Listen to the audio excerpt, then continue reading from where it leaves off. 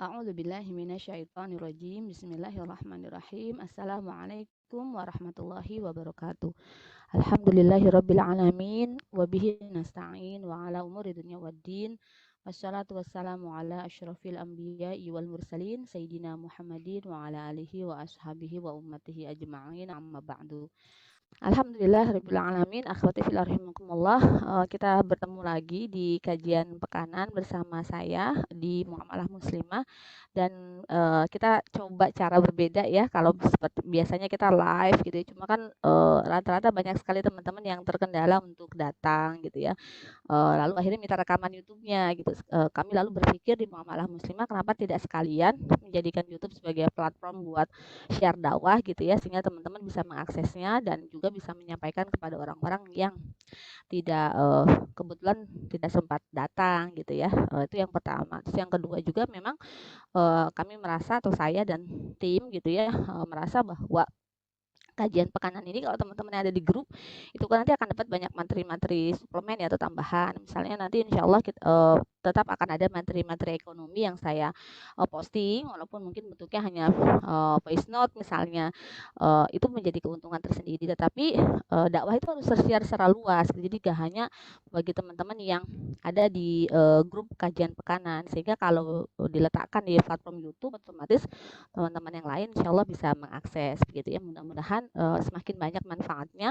Dan satu lagi keuntungannya, kalau ada di grup kajian pekanan, teman-teman bisa posting pertanyaan di sana, dan insya Allah kita akan ada sesi di mana saya menjawab pertanyaan-pertanyaan yang teman-teman ajukan di kelas, di grup gitu ya, bersama Mbak Nuril nanti. Nah, pada kesempatan kali ini kita mau bahas lanjutan dari tanda-tanda hari kiamat. Terakhir kemarin kita sudah bahas tentang pertama banget ya, kita bahas tentang datangnya Dajjal, lalu turunnya lagi Nabi Isa alaihissalam begitu ya. Lalu setelah itu nanti kita akan bahas tentang Ya'juj Ma'juj gitu ya, dan sebagainya. Tetapi sebelum masuk ke Ya'juj Ma'juj, setelah kita kemarin bahas tentang turunnya Nabi Isa alaihissalam, kita pahami bahwa turunnya Nabi Isa alaihissalam itu dalam banyak riwayat terjadi di masa kekhilafahan Imam Mahdi begitu ya. Karena Imam Mahdi bahkan sedang bersiap-siap sholat subuh ketika Nabi Isa alaihissalam berpegangan kepada dua sayap malaikat turun dari langit ke tempat Imam Mahdi akan sholat. Bahkan Imam Mahdi sampai meminta agar bagaimana kalau Nabi Isa alaihissalam saja yang memimpin atau yang menjadi imam. Tetapi Nabi Isa dengan sangat baik mengatakan bahwa yang tertulisnya gitu ya, artinya yang memang saatnya engkau lah yang memimpin, Imam Mahdi yang tetap memimpin sebagai pemimpin atau imam sholat subuh, yang memang sholat subuh kali itu sholat subuh yang luar biasa, karena ini merupakan sekaligus konsolidasi pasukan dalam rangka melakukan penyerangan terakhir, atau bisa kita dikatakan sebagai serangan paling ultimate gitu ya kepada Dajjal, dan itu sudah dibersamai oleh Nabi Isa alaihissalam. Nah, berarti memang ada satu fragmen di dalam hadis tadi yang kita perlu dalami lagi, yaitu siapa Imam Mahdi begitu ya. Karena memang pembahasan ini adalah pembahasan yang sangat sering dipertanyakan begitu ya, sering dipertanyakan, maka kita perlu mengkajinya gitu ya, walaupun mungkin gak banyak yang bisa kita bahas secara mendalam, tetapi ini sangat mendasar gitu. Bahkan sebagian ulama menganggap ini sebagai akidah yang juga harus diimani gitu ya, terutama di kalangan Ahlus Sunnah wal Jamaah. Baik, saya akan share screen sebagai panduan untuk membahas materi tentang datangnya Imam Mahdi gitu ya. Jadi yang perlu kita pahami bahwa Imam Mahdi itu belum lahir gitu ya. Jadi tidak seperti keyakinan kita bahwa Dajjal itu sudah ada ya, bahwa Nabi Isa alaihissalam itu memang sudah ada dan sedang berada di langit dalam pemeliharaan Allah Subhanahu wa taala sebelum nanti diturunkan lagi ke muka bumi begitu. Tetapi kalau Imam Mahdi ini belum ada. Jadi bukan udah ada tapi masih kecil misalnya ya, tidak. Imam Mahdi itu ya berarti benar-benar manusia biasa yang terlahir pada zamannya, yang bertaubat gitu ya dalam satu malam lalu menjadi khalifah begitu ya. Jadi dia bukan yang sudah ada sejak dulu gitu ya, sebagaimana kita pahami Dajjal sudah ada sejak masa Nabi Muhammad begitu ya. Sebagaimana Ya'juj Ma'juj itu sudah ada gitu ya, sebagaimana Nabi Isa alaihissalam itu juga sudah ada. Tetapi Imam Mahdi adalah orang biasa yang terlahir di era itu gitu ya, lalu pada eranya gitu ya, beliau bertaubat dan memimpin kaum muslimin untuk melakukan penyerangan terakhir kepada Dajjal dan menang gitu ya, karena salah satunya atas izin Allah dibersamai oleh Nabi Isa alaihissalam. Nah, kapan Imam Mahdi muncul? Dalam salah satu hadis ya dari Abdullah, Nabi SAW bersabda, la taqumu sa'atu hatta yamlikun nasa rajulun min ahli baiti yuwati'u ismuhu ismi wasma abihi ismu abi fayam auha apa ini Kriston wa adlan ya. Hari kiamat tidak akan datang kata Rasulullah kecuali setelah manusia ini, maksudnya Imam Mahdi, diperintah oleh seorang lelaki. Setelah manusia maksudnya kondisi manusia di muka bumi diperintah oleh seorang lelaki dari kalangan keluargaku atau ahlul bait yang namanya, yang ismu nama laki-laki itu sama dengan namaku. Jadi nama Imam Mahdi itu adalah Muhammad begitu ya. Imam Mahdi adalah julukan kepada beliau, namanya adalah Muhammad, dan nama bapaknya juga sama dengan nama bapakku. Berarti nama ayahnya Imam Mahdi itu adalah Abdullah begitu ya. Dia kemudian memenuhi dunia ini dengan keseimbangan dan keadilan. Dalam banyak riwayat disampaikan bahwa Imam Mahdi itu sangat lumo gitu ya, royal, memberi bantuan kepada kaum muslimin.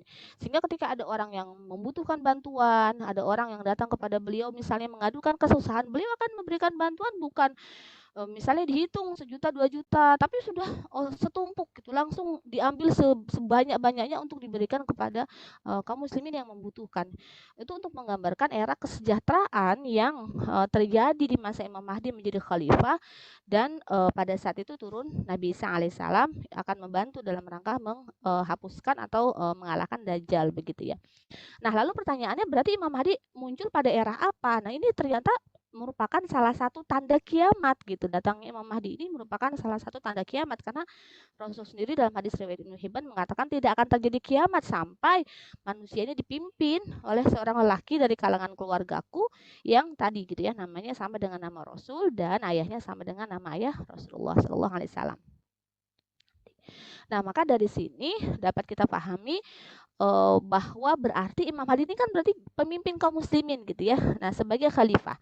Nah, dari mana kita tahu bahwa Imam Mahdi ini adalah khalifah gitu ya? Ternyata ada hadis-hadis lain yang mendukung kesimpulan itu gitu ya. Seperti misalnya ada hadis riwayat Muslim yang menyampaikan, man khala ayat dan min taatillahi laqiyallaha yaumal qiyamah la hujjata lahu wa man mata wa laysa fi unuqihi bai'at mata mitatan jahiliyah. Siapa saja yang khala'ah, melepaskan yad dan tangannya dari ketaatan kepada Allah, niscaya dia akan menyumpahi Allah pada hari kiamat tanpa memiliki hujah. Jadi kita berlepas dari syariat, berlepas dari Islam, berlepas dari syiar Islam, maka kita akan datang pada hari kiamat tanpa hujah.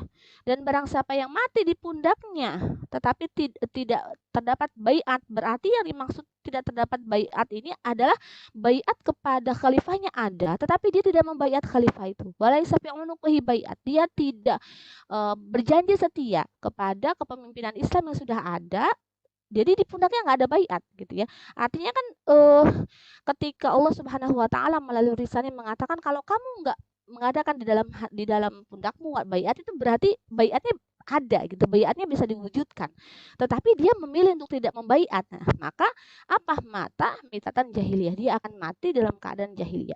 Berarti kekhilafahan itu nanti akan ada, dan ancaman bagi kaum muslimin yang tidak mau turut serta membantu taat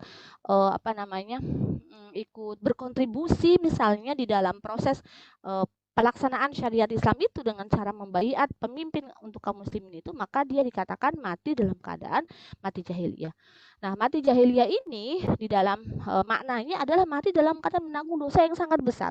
Kenapa menanggung dosa yang sangat besar? Karena dia menyepelekan urusan kaum muslimin yang saat itu sedang diurusi oleh seorang khalifah untuk mengurusi seluruh kebutuhan kaum muslimin dengan cara tidak mau ikut, tidak mau andil, tidak mau diperintah dan diatur oleh pemimpin kaum muslimin yang menerapkan hukum Islam begitu ya. Nah, dari Abi Sa'id Al-Khudri gitu ya, Nabi SAW juga bersabda, la taqumus sa'ata hatta tamli'u al-ardu zulman wa udwanan. Hari kiamat tidak akan tiba kecuali setelah bumi ini dipenuhi dengan zulman wa udwan, kezaliman dan permusuhan. Summa yakhruju rajulun, kemudian lahir seorang lelaki min ahli baiti, dari kalangan keluargaku, au aitoroti fayamlauha qistan wa adlan. Nah, dari keturunanku, sehingga dia memenuhi dunia ini dengan keseimbangan dan keadilan sebagaimana sebelumnya telah dipenuhi dengan kezaliman dan permusuhan. Nah, ini juga memberi indikasi bahwa yang dimaksud di sini adalah Imam Mahdi gitu, yang dia nanti akan mengembalikan keberkahan dari langit dan bumi yang memang Allah janjikan kepada orang-orang beriman melalui tangan Imam Mahdi gitu ya. Nah, kalau hadis panjangnya gitu ya tentang datangnya Imam Mahdi, saya bacakan terjemahnya ya. Telah menceritakan kepada kami Muhammad bin Al-Musanna, telah menceritakan kepada kami Mu'ad bin Hisham, telah menceritakan kepada saya oleh ayahku dari Qatadah, dari Sholih Abi Khalil, dari seorang temannya, dari Ummu Salamah, dari istri Nabi, dari Nabi Sallallahu Alaihi Wasallam, beliau berkata, akan ada perselisihan pada saat matinya seorang khalifah. Maka keluarlah seorang laki-laki dari penduduk kota Madinah berlari menuju Mekah. Ingat, berarti masa Imam Mahdi itu khalifahnya sudah ada, tapi khalifahnya baru saja meninggal sehingga terjadi perselisihan. Maka akan ada seorang laki-laki dari penduduk kota Madinah berlari menuju Mekah. Orang-orang dari penduduk Mekah mendatanginya. Lalu mereka mengeluarkan laki-laki itu, sedang laki-laki itu membencinya. Kemudian mereka membayat laki-laki itu di antara rukun Yamani dan makom Ibrahim. Lalu dikirimkan kepadanya satu pasukan. Lalu pasukan itu ditenggelamkan di Bayudha yang terletak antara Mekah dan Madinah. Maka tiba-tiba orang-orang melihat laki-laki itu didatangi oleh para abdal dari Syam dan kelompok-kelompok dari Irak. Lalu mereka membayat laki-laki itu antara rukun Yamani dan makom Ibrahim. Lalu muncullah seorang laki-laki dari golongan Quraisy yang paman-pamannya dari suku Kalb. Kemudian dia, yaitu Imam Mahdi yang tadi dibayat dua kali itu, dua golongan manusia, mengirimkan kepada mereka satu pasukan. Lalu pasukan itu pun mengalahkan mereka. Itu adalah pasukan suku Kalb. Dan adalah suatu kerugian bagi siapa saja yang tidak mempersaksikan ghanimah dari Kalb itu. Kemudian dia, Imam Mahdi, mengamalkan di tengah manusia sunnah Nabi. Berarti memang sebelumnya dia bukan orang yang baik, bisa dikatakan begitu ya. Tetapi ketika dibayat menjadi khalifah, dia menjadi orang yang baik, dia menjalankan sunnah Nabi dan menyebarkan Islam ke seluruh bumi. Dan dia, Imam Mahdi, akan tinggal selama 7 tahun, lalu meninggal dan disolatkan oleh kaum muslimin. Masya Allah ya. Jadi, nah, ini berarti kan bersesuaian begitu ya, bahwa Imam Mahdi itu merupakan khalifah pengganti khalifah sebelumnya begitu ya. Berarti memang di masa Imam Mahdi ini khalifah sebelumnya sudah ada. Imam Mahdi itu bukan khalifah pertama yang akan muncul lagi gitu ya setelah lama kita vakum dalam kekhilafan. Bahkan sekarang kalau dalam hitungan hijriyah kita sudah tidak memiliki kepemimpinan atas kaum muslimin di seluruh dunia selama 101 tahun begitu ya. Sebuah masa yang sangat getir dan menyakitkan, yang kita semua kadang tidak semua kaum muslimin itu paham bahwa kita membutuhkan kepemimpinan bagi seluruh kaum muslimin. Karena kalau kita dipecah-pecah seperti sekarang ini, semua diurusi di negaranya masing-masing, menggunakan hukum-hukum buatan penjajah di negara itu misalnya, dikuasai oleh oligarki gitu ya, menggunakan sistem demokrasi yang banyak ditunggangi oleh para kapitalis misalnya, kaum muslimin tidak terurusi. Bahkan kita tidak mampu membantu saudara-saudara kita di tempat lain dengan alasan ras, dengan alasan tempat, dengan alasan itu urusan dalam negeri mereka sendiri gitu ya. Bahkan misalnya kasus orang-orang Rohingya yang diselamatkan di Laut Aceh itu, orangnya menyelamatkannya di penjara gitu kan. Secara naluri akal sehat kita itu tuh nggak nyampe ke akal sehat kita. Bagaimana nelayan yang dengan ikhlas menolong orang Rohingya itu, dan orang Rohingya sekarang juga mereka hidup di Aceh gitu ya, dengan suaka yang diberikan, ternyata malah yang nolong itu dianggap melanggar undang-undang karena memberikan pertolongan kepada orang yang bisa dikatakan stateless gitu ya, tidak punya keluarga negaraan, malah dibawa masuk, jadi dianggap membawa masuk secara ilegal begitu ya. Itu kan nggak masuk akal. Apakah tata yang seperti ini gitu ya, tata pemerintahan yang seperti ini yang hendak kita pertahankan gitu. Jadi kalau secara i'tiqad kita yakin betul bahwa Islam itu mengatur orang mau ke kamar mandi aja langkah kakinya sebelah mana dulu diatur. Islam itu mengatur mau makan pakai tangan apa aja diatur. mau kamar mandi aja diatur, mau makan aja diatur, masa sih gitu ya, yang berhubungan urusan antara manusia dengan manusia yang lain, Islam nggak punya aturannya. Yang berhubungan dengan politik, yang berhubungan dengan pemerintahan, yang berhubungan dengan ekonomi, Islam nggak punya aturannya, nggak mungkin. Bahkan kalau kita merujuk kepada hadis-hadis Nabi, merujuk kepada amalnya Nabi gitu ya, bahkan merujuk kepada Al-Quran, kita akan temukan keseluruhan ayat-ayat itu membawa kita pada satu kesimpulan bahwa Islam itu harus diterapkan secara kafah dan pernah diterapkan secara kafah sampai 13 abad gitu ya. Jadi pernah menjadi pusat peradaban dunia. Tidak mungkin Islam bisa menjadi pusat peradaban dunia kalau tidak punya sistem politik dan ekonominya gitu ya. Tidak mungkin menjadi peradaban dunia kalau dia tidak punya sistem untuk kehidupan yang mengelola manusia dan alam semesta, kan nggak mungkin. Kalau misalnya ada sebuah keyakinan yang hanya filosofis, dia nggak bisa ngatur dunia. Hanya ada sebuah keyakinan yang berhubungan dengan misalnya ibadah, dia nggak bisa ngatur dunia. Berarti Islam lebih dari itu, karena terbukti dia mampu mempersatukan hampir 2/3 dari negara-negara di dunia dalam satu kepemimpinan, dan sekarang sedang terputus kepemimpinan itu. Tetapi janji-janji Allah dan Rasulnya gitu sangat jelas bahwa nanti akan ada lagi, dan ini merupakan salah satu ciri hari kiamat, yaitu ketika Imam Mahdi datang sebagai pengganti khalifah sebelumnya, yang dia akan dibaiat oleh kaum muslimin lalu dibantu oleh Nabi Isa alaihissalam membunuh Dajjal begitu ya. Kan dalam riwayat juga dikatakan bahwa Nabi Isa alaihissalam itu akan hidup 40 tahun di muka bumi.